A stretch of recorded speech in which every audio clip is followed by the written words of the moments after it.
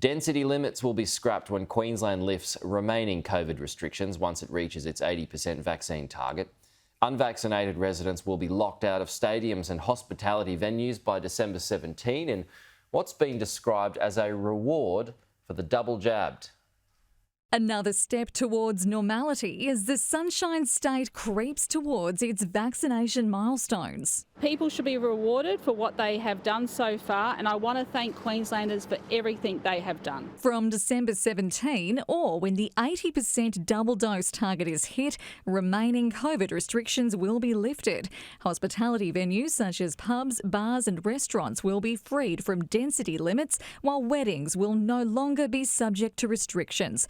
The catch, all staff, patrons and guests must be double jabbed. This is both a reward for the fully vaccinated and a precaution for when the borders open and we will see more cases in our community.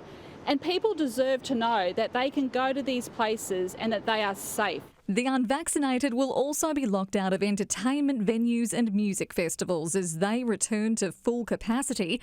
The same goes for government-owned venues and stadiums, starting with the Brisbane Heat v Sydney Thunder Big Bash match at the Gabba on December 19. People will need to be fully vaccinated if they want to enjoy the experience of the BBL matches, of one-day internationals, of the AFL and NRL as those seasons reopen. Visits to aged care homes, hospitals and prisons will be off limits too, with the exception of end-of-life care, childbirth or emergency situations. Police have warned non-compliance won't be tolerated. We do expect venues to please, when these changes come in, to display the vaccination rules. Ask for the evidence of vaccination. And if there is no evidence, they can obviously ask that person to leave.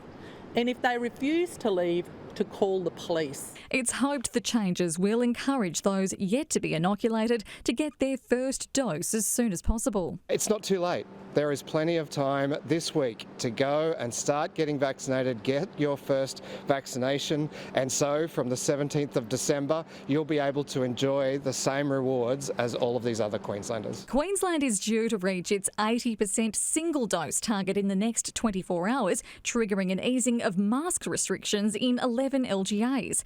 They'll no longer need to be worn in most indoor settings such as schools, cafes, pubs, hairdressers and workplaces. At the moment we're in a lovely position where we've got no community transmission in Queensland, and this is about giving people a breather, so to speak. Claire Todd-Hunter, Sky News.